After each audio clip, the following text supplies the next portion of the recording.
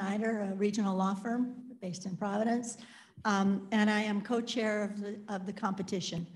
I'm very happy to welcome here this afternoon. It's nice to be not totally virtual for the first time in a while, and this is actually the 19th time we are awarding prizes, and it wraps up nearly a year of preparation for the competition. Many of you may know we have workshops in the winter and spring, and a pitch contest in the fall. And then we take off the summer. Not really, we spend time trying to raise money for the summer. But I want to thank Venture Cafe for hosting us today. And it's going to be live streamed and also be recorded, so it will be available on our website. The social media team at Bryant University has been supporting us all year, and they're here today. They'll be live tweeting. So if you wish to join in, you use hashtag #RI_startups. Before we go with the fuller program and introduce you to our finalists, I'd like to tell you a little bit about the progress of this competition. Rhode Island Business Competition was actually launched in 2000 by a sole sponsor, the Rhode Island Business Development Company. We then morphed into a community-based competition, and we had more than 200 teams named as semifinalists. We like to call them our alumni, and those include many who became winners. Many hundreds more have applied. It's a community effort.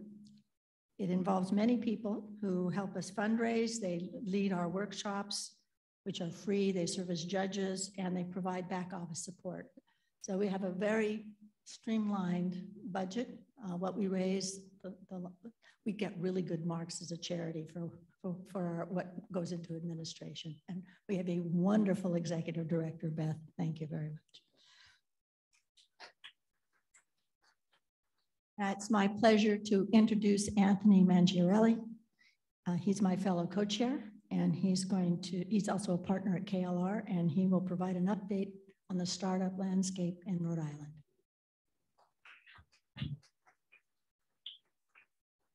Thank you, Peggy. And it took 19 years, but you're getting my last name right. That's amazing. So let's just stop for a second. Isn't it amazing to be in person, to be in a room? Let's give a hand for that. And I bring that up, since our inception, it's been amazing to me how our winners and finalists have flourished, even during COVID and the various economic downturns that we've been through over the last 19 years. With the help of Bryant University students and RI Hub, we were able to conduct a project to see where some of our businesses that have competed in the competition are today. And guess what we learned? 43 businesses are still in existence, and 37 of them are still right here in Rhode Island. So I think that's amazing to understand.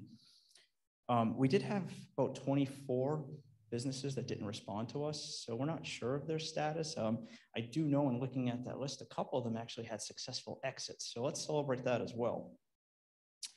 So the other thing to think about is those businesses that have come through the competition currently today, they employ approximately 200 people, and 160 of those employees are right here in Rhode Island. So, I think it's proof that the competition is succeeding. An example of one of our very recent winners from 2020, you may have heard of them, Flux Marine. They've been in the headlines quite a bit recently. I actually got to speak with them just yesterday. They've raised $15 million in funding.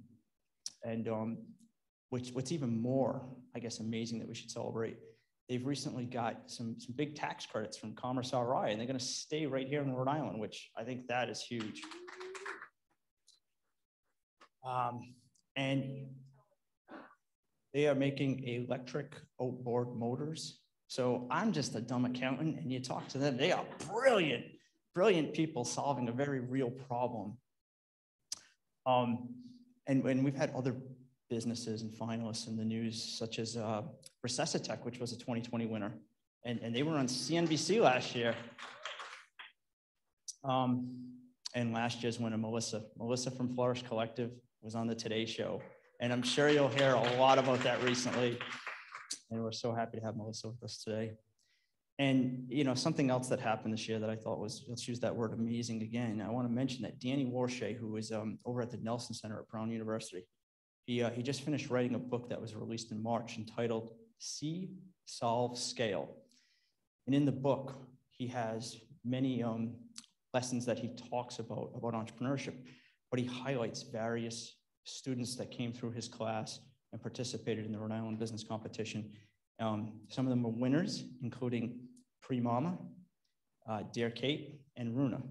And he explains, which I think is amazing in the book, keep using that word amazing, he explains how the Rhode Island Business Competition was an example of the catalyst that, you know, allowed these companies to go from classroom projects to become real businesses.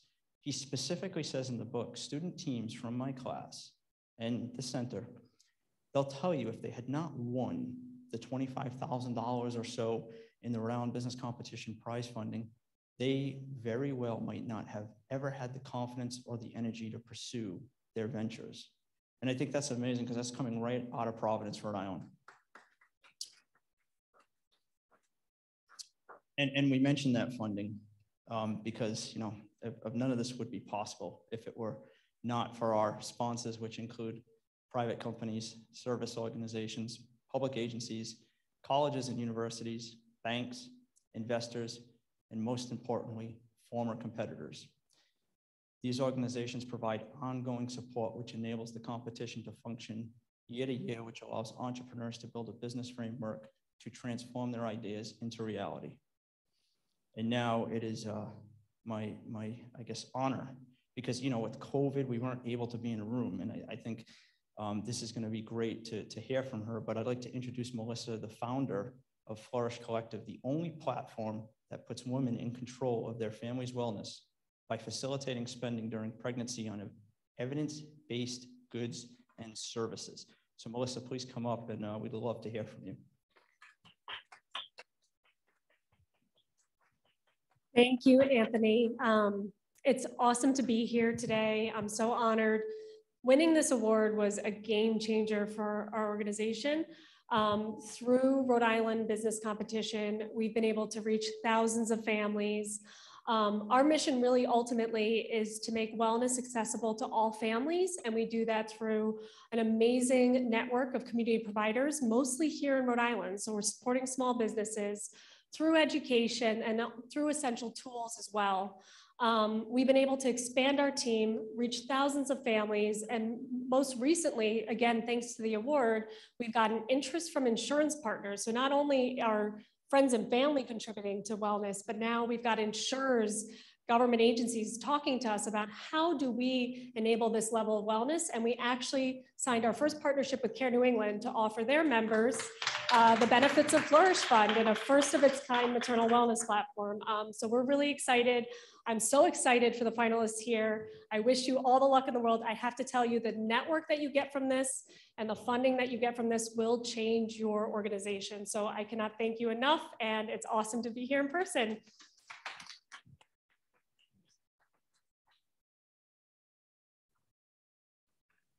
So thank you. It's wonderful, so exciting. And I'm really thrilled to hear that you've gotten such traction. This year's finalists are an outstanding group. I have to say, having done this, I've done this now for 17 years, and the applicants, our semifinalists, our finalists, just are getting progressively better and better. They're just better prepared for presentations. They're more complete in thinking through the risks and challenges of their, getting their business off the ground and finding customers. So it's really exciting to see. And I think, to Melissa's point, one of the reasons is that we have a broader and broader network. And while cash is always king, I do hear from a lot of alums that it is the in-kind and the networking that is tremendously valuable when you're in a startup phase. So in addition to myself and Anthony, the judges this year were Kim Anderson, who is an impact investor and owner of Plant City. Bob Chatham, Director of Slater Fund Technology, there, hi Bob. Catherine Flynn, who is the Executive Director at URI's Business Engagement Center. Stephen Hughes, Sales Director of the Northeast Region at Cox Business. Aidan Petrie, Managing Director at New England Medical Innovation Center, lovely known as NEMIC. Jennifer Rousseau, Director of Strategic Planning for New Ventures at Altus Dental, and Annette Tonti, Managing Director at RIHub. Now, our job this year, as in every year, was to narrow down the online applications. We take applications online. This year we had 48. All applicants complete an online application. It is about a 5-pager. It assures that they're sort of all on a level playing field. They all answer the same questions, make sure that they answer all those questions that we think are sort of basic and in preliminary way. From those 48, we chose 8 semifinalists. For the first time ever, we didn't require our semifinalists to do a full old-fashioned business plan. We finally joined the 21st century, I guess, and asked them just to prepare a pitch deck. And boy, was that a great decision, I can tell you. Getting, 8, some years 13, 25, 30-page, single-page business plans to read over 4 or 5 days was my least favorite part of this process. The semifinalists met with us for about 5 minutes each to briefly explain how they were going to succeed, why them. And then we narrowed down our list to 4 finalists. Each finalist then met with the judges for about half an hour, where they could give us a full-blown pitch and we would drill down, ask questions. The judges have selected the winner. No one else besides the judges knows. And after this, we'll hear from the finalists and then we'll learn who won.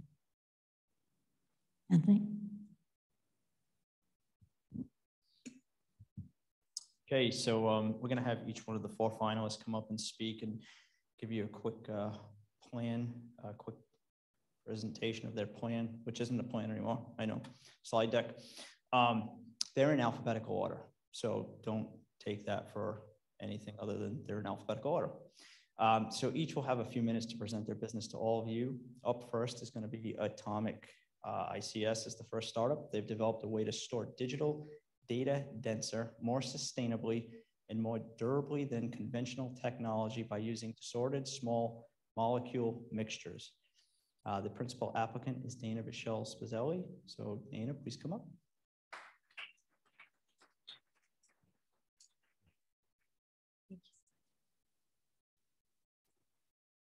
Hello, everyone. Thank you all so much for coming out tonight. You're going to hear about some really awesome things going on today, and I'm so excited to be a small part of that. So I'm Dana. I'm one of the co-founders of Atomics. I'm a current PhD candidate in chemistry at Brown, and I'm really excited to be here tonight. So we are revolutionizing the way that we store and process digital data by using small molecules. And now you may be wondering, why would anybody want to store digital data in small molecules? Well, data centers right now are struggling to keep up with our explosive data creation and processing needs. And we have already surpassed the limits of conventional data storage technology. In fact, we can only store about 15% of the entire digital universe today. So why is this happening? Well, most of our data is stored using transistors, and these transistors require chip-grade silicon. One huge problem is that prior to 2040, the demand will be nearly 100 times the world's supply of the silicon. We simply will not have enough silicon to store our data. Another problem is that data centers are using more electricity per year than the entire country of Austria. There are some serious problems with how we store and process our data. And what we need is nothing short of a paradigm shift in approach to solve these problems. And that's where Atomics comes in. We have already shown that we can store digital data denser, more sustainably, and for longer periods of time when compared to our competitors. And we do this by starting with some sort of digital information. It could be an image, audio, text. We translate this into binary. And from here, we can write these bit sequences into either the presence or the absence of some unique molecule in solution. To read out this information, we perform chemical analysis, and coupled with artificial intelligence, we can interpret these results and retrieve our data. We've already patented our entire process, and we've shown that we can store and retrieve megabytes of digital information using this method. In terms of traction, we've already been contacted by Amazon and Microsoft, as well as the CIA, the Department of Defense, and the Library of Congress. Thank you.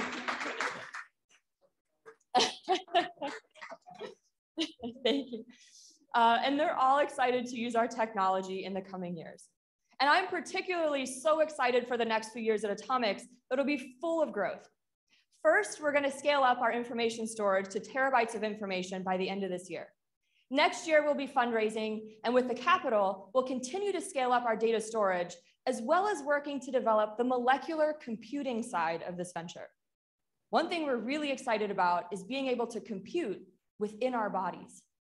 Because if you think about it, our bodies are nothing more than massive molecular computers. And this would eliminate the need to translate between the digital and the chemical realms and allow us to compute entirely in chemical. And so I'll leave you with this. Silicon Valley has become a household name. And its name comes from all of the silicon that's used to make the transistors that power the technology world. The fact is, we are running out of silicon. And if you accept that technology will continue to advance despite this, then it becomes easy to also accept that the future is not silicon, it's atomic. Thank you all so much.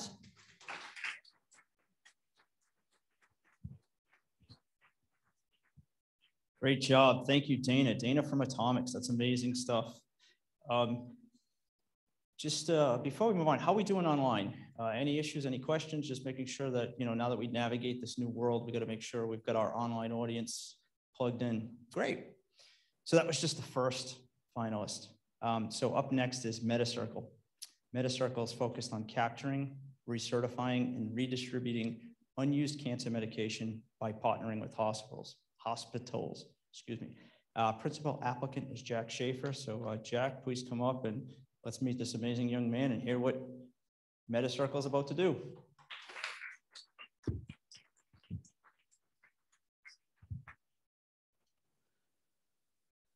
Nice to meet you all. My name is Jack Schaefer, and I'm excited to introduce you to Metacircle. Metacircle is revolutionizing healthcare equity by connecting unopened medications to patients in need. Among chronic diseases, cancer has one of the most expensive treatments. But at the same time, cancer treatment plans are frequently adjusted due to adverse reactions or disease progression, meaning 41% of cancer patients will have unfinished prescriptions at the end of their treatment. In total, $6 billion worth of cancer medication is thrown away in the US every single year. Metacircle addresses these two inefficiencies through the redistribution of unused medication. We collect leftover oncology pills sealed in tamper-evident blister packaging. We then recertify the medication's quality using our proprietary technology, and we ultimately redistribute the medication to financially burden patients at little to no cost. Metacircle is a team of successful entrepreneurs. We have built ventures ranging from turning tires into sandals to address a health crisis a health crisis called podoconiosis in Ethiopia, to building a website that helps university students find the perfect housing. We also have experience redistributing medication. We worked with Save One Life to help them redistribute over $155 million worth of hemophilia factor abroad. Our advisors include top oncologists, CEOs of Fortune 500 companies, and successful healthcare founders. To date, Metacircle has conducted over 1,200 market research interviews, has won numerous awards for our work, and been featured in prominent publications like the Boston Globe and Techstars Seed Spotlight. We have raised a seed round, raising $1.2 million, signed a lease on our pharmacy, completed and user tested our technology, and have built massive wait lists of patients who are excited to donate medication and receive medication, as well as 52 cancer centers who are eager to partner with Metacircle. We are ready to start moving medication this summer. At Metacircle, we believe cost should not be a barrier to healthcare, and we hope that the Rhode Island Business Competition can help us accomplish this mission. Thank you.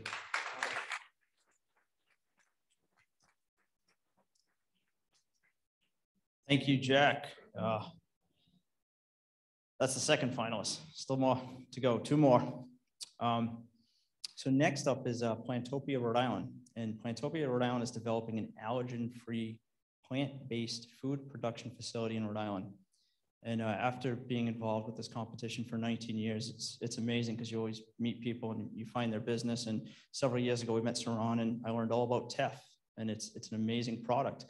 And she ran with that company, and then she discovered another problem that needed to be solved. So principal applicant is Saran Michelle. So please come on up and tell us all about Plantopia, Rhode Island. Oh, who's presenting? Okay, we have a food scientist coming up. So Caitlin, please present. All right.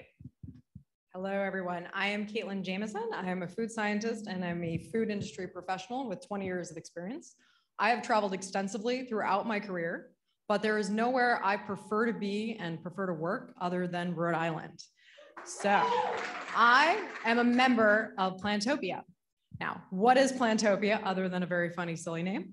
So Plantopia is a combined group of starting out with four major food industry professionals, all coming together with a shared need that relates back to the need for accelerator access, incubator space, research and development, and most importantly, bridging the gap between small scale food production and mid-scale food production. This is critical, and this is what is needed to grow. Many companies do not have this. That is not available right now in Rhode Island. We have an even more specific set of needs in that we are producing products that are free of the top 9 known food allergens in the United States. So these are critical for people that have food safety needs. This is something that can be very difficult to come by. You see lots of contained statements on labels and things like that. This is also something, all of our products are vegan and plant-based. So that is another critical factor. In addition to wanting to make our own products, we realize that there is a more common need here beyond ourselves. So we are working to set up a system that will allow our products to be able to be made, as well as bring other products to Rhode Island. This will allow growth. It will help to foster other companies. We are aiming to do this to create a sustainable, solvent, dynamic, and innovative food manufacturing business for the future. Overall, in terms of Plantopia and what we're aiming to do, we are not out here to compete with other companies. We're aiming here to collaborate, cooperate, cultivate, and help Rhode Island grow.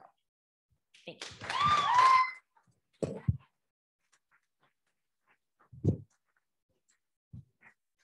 Great job. Thank you, Caitlin. Well, before I bring up the last finalist, I just want to thank everybody for the time and attention, because my speaking part of the program is over after this. So thank you all for your time and attention. Mostly appreciated. Our last finalist, Q to Behave, is producing a wearable device intended to deliver positive reinforcement, for desired behavior in children with ADHD. And coming out of a COVID couple of years, I'm sure there's going to be a lot of diagnosis that's going to have to be done. And the principal applicant on that is Juan Acosta. So Juan, please come up. Thank you. Hello, thank you everyone for coming here. I am honored to be part of this amazing group of finalists, and congratulations to all the finalists tonight. So I'm Juan Acosta. I'm the founder of Q to Behave with the mission to enhance treatment of childhood ADHD through technology and data science. I'm a physician, a child psychiatrist, and I found it cute to behave based on my extensive experience of treating children with severe mental disorders and understanding their treatment journey. To that end, several factors led to the development of this solution. ADHD treatment in the current format is resource intensive for providers and for parents. There's a limited access to care due to a significant shortage of services amplified by the pandemic. The societal cost of ADHD is of $266 billion per year, so astronomical. Our solution is using wearable and cloud-based technology to facilitate the delivery of behavioral interventions that currently are delivered purely manually by using the well-known behavioral charts. So Triumph B, So Triumph B has a strong value proposition for multiple stakeholders because of its child-centered concept and also the combination of the technology and the precision of data science. For children, does foster autonomy and self-esteem. For parents, decreases distress and economic burden. For providers, facilitates data-driven treatment that increases effectiveness and decreases cost. And for systems like clinics, hospitals, and society at large, does decrease cost and increases access to care. Our plan is to enter the market as a consumer product and use a business model like a subscription-based model with upfront purchase of hardware. With increased adoption, we are looking to pursue a digital therapeutic classification. Currently, there is only one digital therapeutic on the market that is addressing the attentional component of ADHD, and that combined with our IP protection does give us a strong competitive advantage. To date, we made tremendous progress through collaboration with several local businesses from IP to developing of the basic prototype. We also work extensively with NEMIC and tap into their medtech expertise, and we are very grateful for those collaborations. Next, we secured a research agreement with URI, Wearable Biosensing Lab, to really conduct our clinical trial for proof of concept and feasibility testing, which is a key step in our product development process. This will allow us to accelerate the development of an MVP and position Q2Behave to access private capital and progress towards commercialization. And that is Q2Behave. Thank you for your time.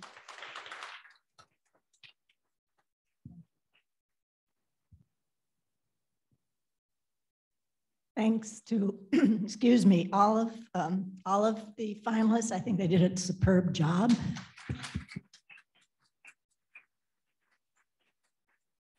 So I get the really fun job.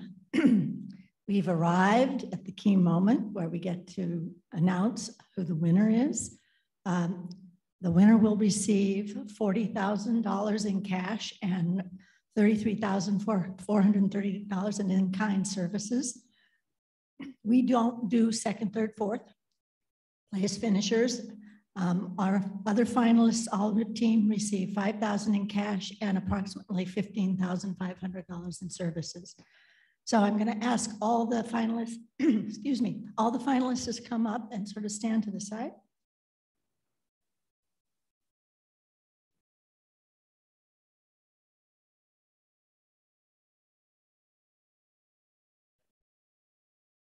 Yeah, that's true. So the winner is Q2Behave.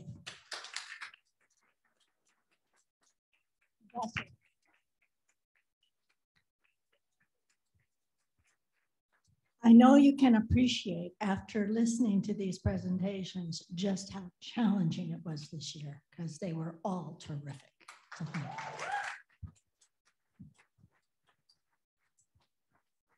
So we'd like to invite everyone to a reception, congratulate the winners, exchange business cards, whatever. So thank you. Thank you for coming.